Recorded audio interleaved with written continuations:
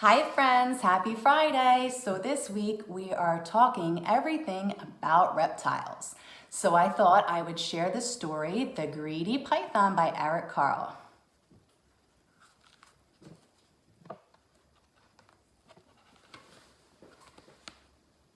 Half hidden in the jungle green, the biggest snake there's ever been, wound back and forth and in between. The giant snake was very strong and very, very, very long. He had a monstrous appetite. His stomach stretched from left to right. He quickly gobbled in one bite whatever creature came in sight. A mouse that scampered to and fro, a frog that jumped up from below, a bat that hung from his left toe, a fish that swam a bit too slow, a bird that flew a bit too low. A porcupine still half asleep, a monkey who was in mid-leap.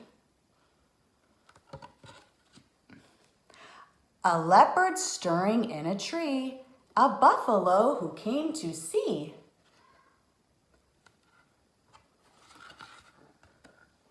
An elephant, complete with trunk, was swallowed in a single chunk.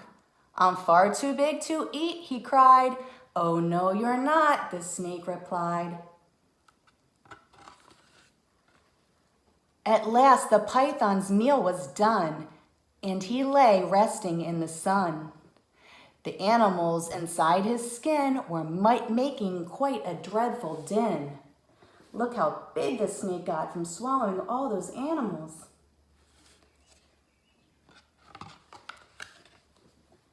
And when they all began to quick, the snake began to feel quite sick. He coughed the whole lot up again, each one of them, and there were 10. So we have the bird, the mouse, the frog, the bat, the leopard, the fish, the buffalo, the porcupine, the elephant, and the monkey. There were 10. He soon felt better, and what's more, was hungrier than just before. He hadn't learned a single thing. His greed was quite astonishing. He saw his own tail long and curved and thought that lunch was being served. He closed his jaws on his own rear, then swallowed hard and disappeared. That silly snake.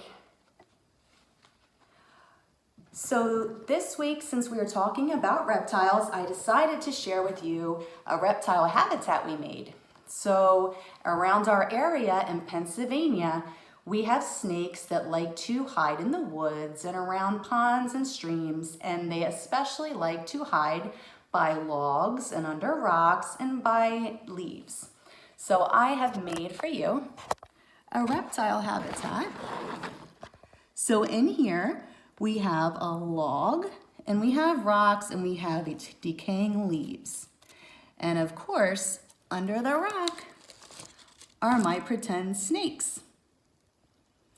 So out in the wild, snakes especially like rocks, not only for hiding spots, but also when the weather gets really warm, so do the rocks. And since snakes can't regulate their own body temperature like we can, they like to lay on these hot rocks to keep warm.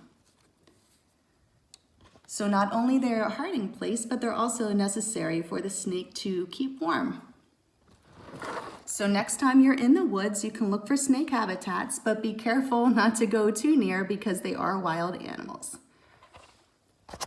So happy weekend, friends. Have a great Memorial Day, and we'll see you next week. Bye.